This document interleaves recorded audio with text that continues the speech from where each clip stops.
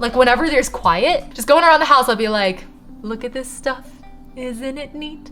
Wouldn't you think my collection's complete? Welcome to our ADHD open conversation and discussion. I have to start with a disclaimer, which is that I'm not like a mental health professional. I'm not a psychiatrist. I'm not a licensed psychologist. Like I don't know any of this stuff, okay? This is just about my like personal experience with ADHD and being diagnosed with it really late in my life, which is a really common thing for female presenting individuals such as myself. So my symptoms starting out when I first started looking into getting a therapist, for example, were just like classic anxiety symptoms. So I have what's called hyperhidrosis. I have really sweaty palms. Right now they're okay. Oh, now that I'm thinking about it, it's starting to sweat. That's the worst part about hyperhidrosis. If you think about it, it starts to happen. So let's think about something else, like the sponsor of this video, Skillshare. Skillshare is an online learning community for beginners, pros, dabblers, and masters. They have classes for any schedule or skill level, ranging in topics like photography and graphic design, illustration, music production, video editing. Like I could go on for a while, so I'm gonna stop there. You guys know that I was taking a class on plant care basics taught by Christopher Griffin because I'm a new plant parent myself, and I recently found out that Christopher also taught a live class on just propagation that is now also a Skillshare class. So I'm really excited to watch this video because propagation is like my new obsession. Please observe these baby snake plants and vix plants that I propagated. This pothos over here is actually my next target. I'm gonna watch the heck out of this Skillshare class, and hopefully afterwards I'm gonna have just like a ton of baby plants all over this house. Skillshare is curated specifically for learning, so there are no ads and constantly new premium classes being added. So don't let those dreams be dreams. Find and follow your passions. What are you waiting for? The first 1,000 of my subscribers to click the link in the description will get a free 1-month trial of Skillshare so you can start exploring your creativity today. And I know I'm not a Skillshare module, but I do have a lot of learnings to share with you about my ADHD experience. So let's continue. So my symptoms. Let's start from early childhood. So ADHD at its root, it's an understimulation problem. In grade school, I had a lot of trouble paying attention to the teacher. Most kids do, that's pretty standard. And my way of coping with it and continuing to be a good student, despite the fact that I struggled a lot to pay attention, was I would just like do things with my hands, which now I know was a form of me trying to get my brain stimulated to the point where I could actually focus on what the teacher was saying. I would draw on them. I would like write on my hands a lot. I would just draw like patterns on my hands or like color in my nails. Like my friends would be like, I don't understand how you can continue to get high scores on your tests, even though you literally don't look like you're paying attention. But I'm like, this is literally the only way I can pay attention. As some of you know, I'm classically trained for piano. I played piano classically for 12 years of my life. I started at the age of 2 and then I quit at the age of 14. Getting me to practice was hell.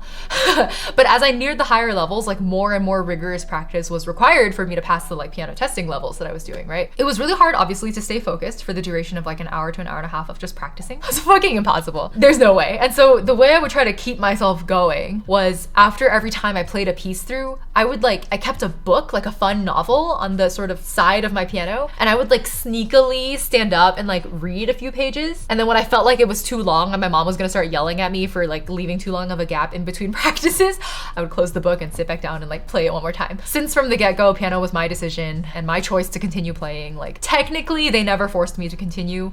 Although, you know, they would say those really guilt trippy things. Like my mom would say stuff like, oh, you wanna quit? Okay, then quit.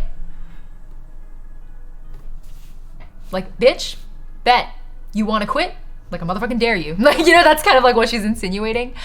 Cause she knows full well that I can't quit. Cause if I were to quit, I would incur her wrath. For me, I've always had trouble sleeping. So I was never a kid who took naps because my brain wouldn't shut up. I used to get yelled at by my teachers in preschool. They'd be like, why don't you sleep? And I'm like, what do you mean? You guys are talking to me like it's my fault. I can't sleep. I don't know what to tell you. Like, this is just how I am. I remember they would try to incentivize us. They would be like, if you fall asleep, the nap time fairy will come by your cot and sprinkle glitter on the bottom of your sheet. And I wanted that glitter so badly. I was like, yes, nap time fairy, please bless me with your glitter. To the point where like, if since I was obviously awake, when the nap time fairy, our teacher, came in to sprinkle fairy dust on our nap cots, I mean, I could hear her. I was awake. I was just like, I'm asleep. Moving into like symptoms as an adult that I start noticing more, not being able to carry out a lot of conversations. Like I mask it okay. I can get away with losing the thread of a conversation by just like being tactful about what I'm responding with and like asking questions in a way that is like just vague enough that I'm not giving away that I totally missed like whatever it was they just said. Something I try to do is like I'll try to like finish sentences with people, which I think is really annoying for some people, and I'm really sorry that I do it. So I like try to intentionally not do that as much. So sometimes I'll finish the sentence in my head instead, but that's something that I just like naturally do. Another thing is feeling the need to like talk really fucking fast. And the reason for that is because like my brain is moving on so many different tracks all at the same time. If I do not get a thought out of my mouth in time, I will lose the thought. Like I won't be able to finish my sentence. Train of thought said, I'm heading out. Exactly. Train of thought just goes like derailed. My strongest symptom that made me realize I had to get diagnosed and possibly medicated, or at least some kind of, coaching or treatment, was executive dysfunction. And this was like a demon without a name for so many years of my life, where I thought it was just normal, actually. Like I thought it was normal for me to go and like brush my teeth and end up standing in front of the sink for literally 2.5 hours on my phone, like scrolling, whatever. I'm not exaggerating. 2.5 hours straight, standing in front of my bathroom sink, not brushing my teeth, just standing there. Sometimes I'll just lay down on the ground and like not really be doing anything. I'm just like staring at the ceiling. Like I'm just unable to like commence the activity that I've been meaning to do. And the whole time throughout those 2.5 hours that I've been sitting there mindlessly, I was thinking like, oh, I should really do the dishes. Like it's been 2.5 hours. I should really stand up and do the dishes, but I can't. And I always thought, like I thought people just did that, I was like, oh man, like life is such a struggle. And then I was like, I think I was tweeting about it one day and I happened to like see someone else writing a thread about executive dysfunction and how you can see it happen in your life. And they gave an example whereby they were like unable to like go brush their teeth or wash the dishes like very specifically. And I was like, wait, that's not normal? Like people don't usually spend 2.5 hours trying to talk themselves into going to the bathroom? Like, oh. So when I learned about what executive dysfunction was, I was suddenly like, I feel like this is enough of a negative impact on my life that I should do something about it because it's disruptive. I waste God knows how many hours every day just like trying to talk myself into doing a basic function type of thing, like go to bed. Oh, someone redeemed Toggle Cheap if that's doable. Thank you, Momo. Welcome Chibi Ying, thank you for redeeming. Let's talk about diagnosis. We're gonna take a quiz together. If you're self-diagnosing, please try to make sure to take as many quizzes as possible and like read as many articles and blogs and watch YouTube videos. Like you really have to inform yourself if you're not working with a medical professional and you're trying to figure things out for yourself because you don't want to do anything that's detrimental to your health. You have to be careful when you're not with a medical professional. You should be careful even with a medical health professional. The way I think about ADHD quizzes online is they're a really good assessment tool for if you're thinking about the fact that maybe you have ADHD, you're not super sure if it's ADHD or something else. And so it really helps to take these quizzes to understand your likelihood of having ADHD and whether it's worth it for you to pursue diagnosis. Because for most of us, the diagnosis process just sucks. Not everyone has the same symptoms. A lot of people experience it differently. A lot of the same stuff we've been saying in disclaimers thus far, and it can look different in everyone. This is specifically when you answer these questions, you're gonna do it in the context of how you've behaved and felt during the past 6 months. How often do you have difficulty sustaining your attention while doing something for work, school, a hobby, or a fun activity? Often. For me, when I'm having conversations, especially with people, like they'll start a sentence and I have already thought about like 10 different things by the time they reach the end of the sentence, and then I have to depend on my echoic 4-second memory.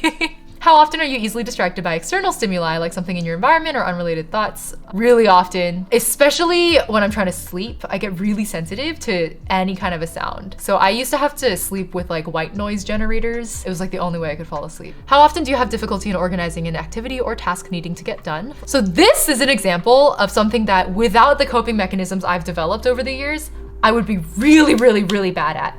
But because I've been so good at figuring out like to-do lists, bullet journaling, talking myself into doing things, like literally talking myself into doing things. I will talk out loud to be like, okay, Ying, this is not that hard. Like cleaning the kitchen is not that hard. First, you're gonna take out the trash and then you're gonna do the dishes. Like I literally talk to myself like this just to cope with the fact that like otherwise it just seems like a huge insurmountable task. I just can't do it. And then I don't do it. I feel like I have two personas talking to each other like Gollum. How often do you fail to give close attention to details or make careless mistakes in things such as schoolwork, at work, or during other activities?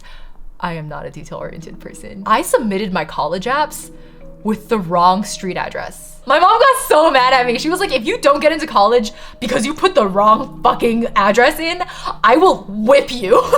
I did not know what masking was. I didn't know that I was doing it until I like saw a Twitter thread, I think, about it. And as I was reading it, I realized that it was something I did. If there's someone I'm talking to and I don't know what their vibe is, the way I talk to them is like, I'll try to cut down like my hand gestures. Like they don't get quite as like out here. My voice fluctuations don't get as like all over the place. I try to slow down my talking. I try to not, repeat what I'm saying or what they're saying and try not to finish their sentences quite as much.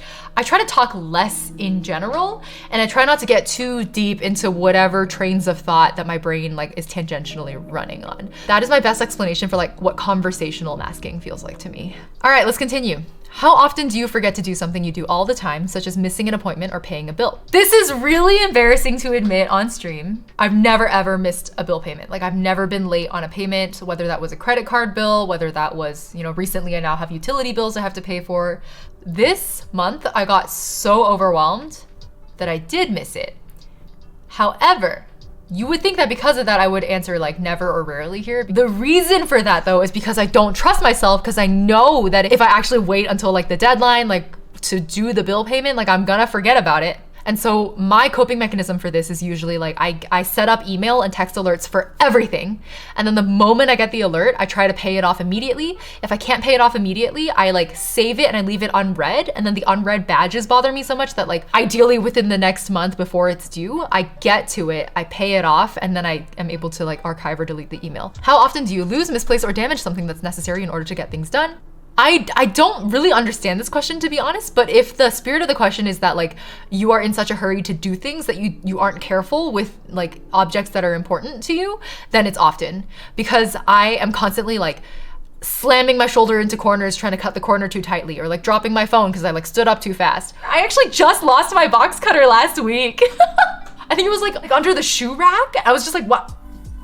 How often are you unable to play or engage in leisurely activities quietly? Always. I wish there was an always for this. You're not doing something that's that attention focused or like that engaging for you. Like these are all things that don't require a lot of intense focus, right? Like I'm just kind of doing the rote task. I'm unable, straight up unable to do these things quietly. And by that, I mean that I have to be either listening to a podcast or an audiobook. In my case, I also sing a lot. Like whenever there's quiet, just going around the house, I'll be like, look at this stuff, isn't it neat? Wouldn't you think my collection's complete? And I don't even know that I'm like launching into a Disney musical number. How often do you leave your seat in situations when remaining seated is expected? I actually can sit still pretty okay. I find other ways, like I sit cross-legged a lot. I have a footrest. I don't use it. So a lot of times I'm sitting like this, or I have one leg tucked, or I have one knee up a lot. Like I'll do this a lot in my meetings. Don't your legs get numb? Yes, fire spray, exactly. My legs fall asleep all the time. After stream especially, I need to take 5 minutes. Usually like I click end stream, we raid someone, and then I'm sitting here for the next few minutes just like, I can't feel my legs. Oh, they're tingling. Oh my God, I can't stand up. Like, yeah. And then my results are attention deficit disorder likely. See if you can generate a list of symptoms for yourself dating all the way back to childhood, because not only is it like trying to understand for yourself whether or not it's worth it to get diagnosed or whether you even, have this thing. It's also important because you need to advocate for yourself when the time comes to get a diagnosis, because ADHD is often treated with Adderall. Adderall is a medication that is frequently abused, and so the system can be very tight-fisted about diagnosing people with ADHD. Feels a little rude. Like people get really like, why do you want to get diagnosed with ADHD? Like you're already 20 something. Like why is this like suddenly a concern for you when you've lived until the age of 20, whatever? Let's talk about the diagnosis process, right? After you have gone through these quizzes, after you've done your own research and you have a good grasp of like what it means to have ADHD, it's time to decide if you want to pursue diagnosis. Compiling all of these learnings together and making a list of symptoms dating back to childhood, it helped them take me more seriously. So getting into the diagnosis process was relatively easy for me. And the fact that my experience was relatively easy is really concerning because they had me run the gauntlet. I called the psychiatry department of my healthcare provider and I was like, hey, so I'm thinking about maybe getting an ADHD diagnosis. Like, what do I do? And they were like, oh, we'll like refer you to a thing. Like, someone will call you back. First of all, my phone's usually muted because notifications are really distracting. So I miss calls all the time. Eventually, a psychiatrist called me back. We did a 15-minute Q&A, like screening. They asked me a lot of the same questions that you saw on the quiz just now. And then this psychiatrist was like, okay, so that's like our initial intake screening. After this, you're going to get another call from another psychiatrist. And I was like, okay, can I like schedule that? And they were really like wishy-washy about it. They were like, oh, they'll just like call you within like the next like 2 days. And I was like, this is really not like, I have meetings at work. Like, And then eventually I managed to get my second screening with a psychiatrist. I answered literally the same set of questions, but this time we talked for about 30 minutes instead. And eventually at the end of it, they were like, okay, we're going to order a blood test for you just to make sure that we can screen out any possibility of like drugs in your system. And after we do the blood test, then we're going to order another like computerized ADHD test for you. And I was like, okay, sure. After that, I think I had one more screening where a psychiatrist called me just to be like, hey, your blood test passed, so here's what's next. You have to call this specific office because they're the only place that has an ADHD testing machine. Apparently there's a special device. So we're not gonna schedule this for you from our place. You have to call them and schedule it. Which again, people with ADHD are so bad at scheduling appointments. I was like, this is so much follow-up. I have been following up for literally at this point, it had already been 2 months of me just following up with people. And I was like, okay, I guess one of these days I will eventually call the office and schedule one of these appointments. So several weeks later, I eventually worked up the energy to call this specific office. And they were like, yeah, you can come in and schedule something. However, our machine is broken right now and we don't know when it's gonna get fixed. You're gonna have to call again in a few weeks, but I don't know how many weeks because I don't know how long this is gonna take to get fixed. The fact that for 2 to 3 months, I have been calling and following up and waiting for follow-up calls and just chasing people down just to get an ADHD diagnosis. Don't you think that's a bit of a catch-22? And the test that they had me take is called the Test of Variables of Attention. It's a TOVA test. The way this works is they put you at a computer. Again, I don't know what was so special about this computer that there was only one in this entire geographic region, but apparently this was a very special computer. It looked like a normal, old home computer from the early 2000s. It wasn't a special computer. So I show up and they're like, yeah, there's special software on this thing. And you just all you have to do is hit this space bar. If the letter A, B, or X could show up, and if an X shows up, you tap the space bar. But if it's an A or a B, you don't. My experience with this test was incredibly infuriating. It was 15 minutes long. It was the longest 15 minutes of my life. I just had to sit there and stare at this computer screen that was blank most of the time. And if something flashed, I had to react really quickly. And especially with the longer gaps is that if I sat there for 2 minutes straight and nothing happened for a while, and then something flashed on screen, I would just react, I'd be like, oh yeah, tap that. And then I'd be like, oh fuck, that was a B. So that sucked. After this happened, they did actually one more screening for me, which was really interesting. A psychiatrist ran me through a list of questions one more time. And then they were like, okay, we'll give you the results in 3 weeks. I never got my results. They never sent my results to me. So 2 months later, I called them and I was like, so I think I was supposed to get results. And they were like, oh yeah, let me dig that up. I think what happened is they called me and I missed the call because later on after I talked to them about it, they were like, oh yeah, we called you. And I was like, and that's it? You didn't send me an email? You didn't try another way to reach me? You just called me once, it hit voicemail and you just left it at that? You're dealing with people who have ADHD. You also knew that you were calling me with a positive test result. So this was yet another instance where I had to be the one to follow up with my healthcare team. Hello? What the hell? I was like, okay, well, if you're gonna ask me, I'm gonna say I would prefer to get some behavioral based therapy on this because I would rather not get medicated. And then they got really weird about it. They're like, why don't you want to get medicated? What is it about medication that scares you? I don't know. I just I guess I've internalized some stigma about medication, but I'm not comfortable getting medicated right now. Can't you just work with me on this? The thing that eventually pushed me to get medication was that I was dysfunctional to the point of not living my life anymore. I was showing up to work and not getting anything done, just staring into space or scrolling Discord or Twitter for entire days. Literally for 10 hours straight, I would sit down at 8 a.m. in front of my work laptop and then I would just start doing God knows what, but it wasn't work for 10 hours straight. And then I would feel so bad about it. 6 p.m. would roll around, it had been 10 hours and I'm like, okay, I still haven't gotten any work done. It's dinner time. I'm gonna take a dinner break and then I'm gonna keep working after dinner. And then my work hours became 8 p.m. to midnight was when I would get all my work done and I was rushing it and my work quality was terrible. It was really starting to impact my ability to live just a fulfilling life.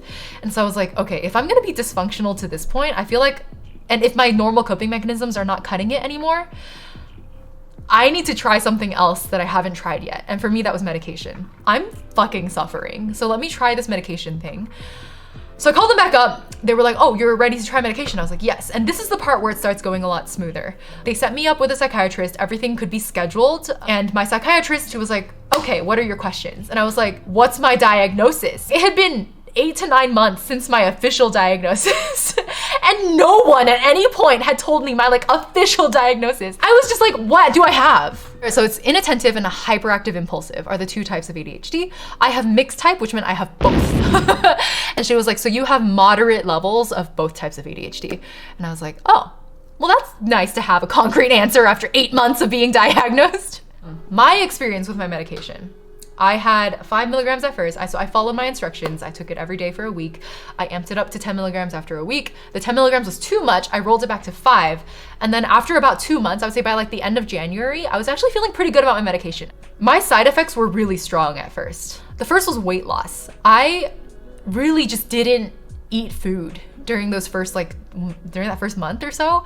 I just couldn't eat it. I like didn't have an appetite. If it kept going for a while, I definitely would have been not dangerously underweight, but like officially underweight. So after about a month, my appetite came back. And then after 2 months, my weight loss stabilized. The next thing was that and this is something my mom noticed because I asked her to keep an eye on it for me, like what things she noticed that were different in my behavior. She was like, you talk slower. She found that I was a much slower talker when I was medicated. She can actually notice most days now when I'm medicated. And I actually think it's a positive thing for me. And then the third, I think negative side effect was that I got headaches a lot, like positive effects of like focus, like improved focus and ability to not have my brain wander off in all these 20 different directions at the same time. Most of those positive effects wore off around 2 p.m. and I just felt like a zombie. Like I had no energy. My head was like, it was like a pressure headache. I felt really dehydrated. Like my mouth was really dry. I would drink so much water and it was like not helping with the dry mouth. Like my mouth was just so perpetually dry. It felt like the fucking Sahara Desert in there. It sucked. That first month really sucked, but the positive effects were good enough that I guess I decided to keep the trade-off for a month. And then after a month,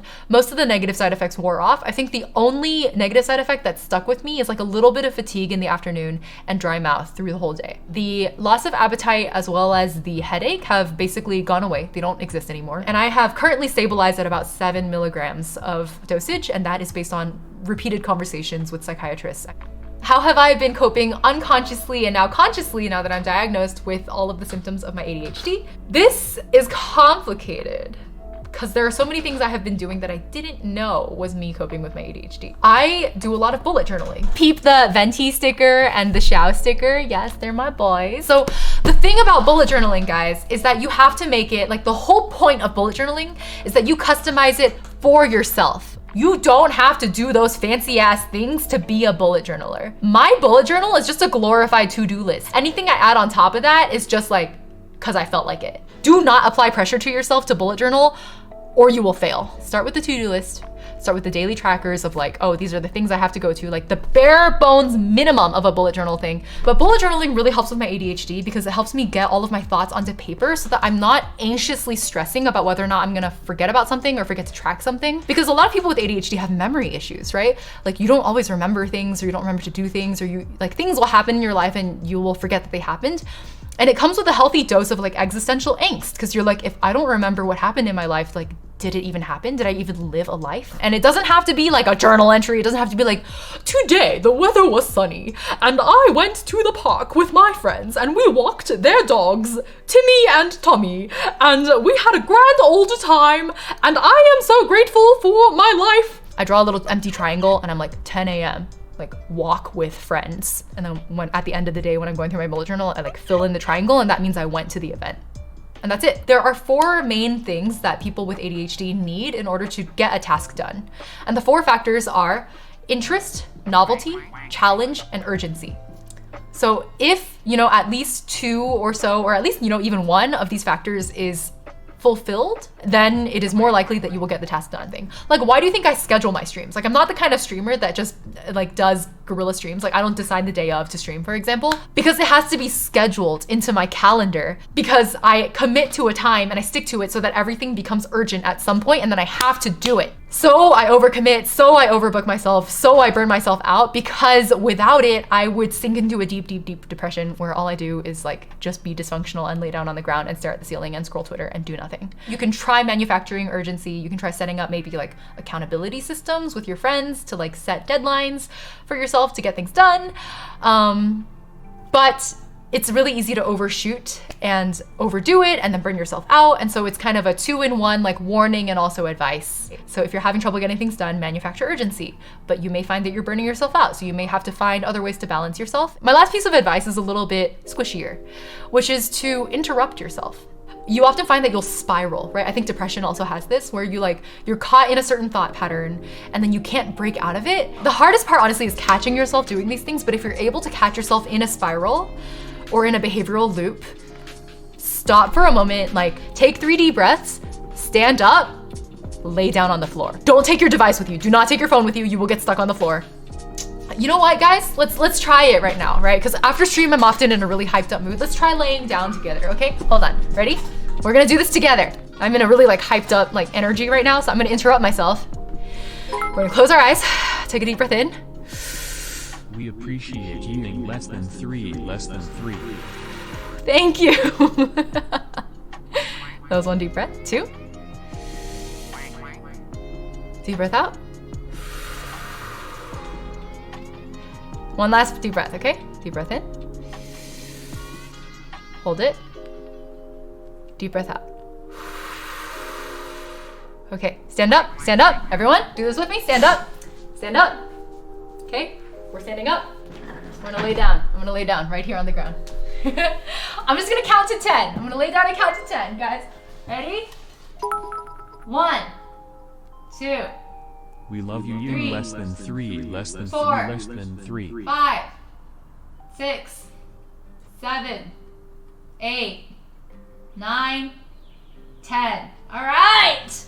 Usually I might try to do like a count to 50 exercise, to be honest, just to give myself more time. But it's like a very literal grounding exercise. Like it's about feeling the floor against your back and like feeling quite literally grounded. Like it pulls you back into real life instead of the spiral in your head. And I've just always found that really helpful. Try it out for yourself, find variations of it that work for you. I think the biggest thing is definitely just like experiment and find what works for you. And know that, everyone has a different experience. One final disclaimer, right? Everyone has different experiences with ADHD. Everyone has different medication journeys and diagnoses journeys, and also like coping mechanisms that we've all figured out for ourselves. And so it really helps to like read other people's advice, try it out for yourself, find a variation on it that works for you. Maybe it doesn't work for you at all. Maybe you try something totally different. And slowly, very slowly, we'll get there. Like you're not gonna fix this problem overnight, but you will get there, and I have faith in you, and I have faith in myself because I'm also very much on a journey. So thank you all for joining me on this journey. I loved having you all here. See you next time. Bye-bye.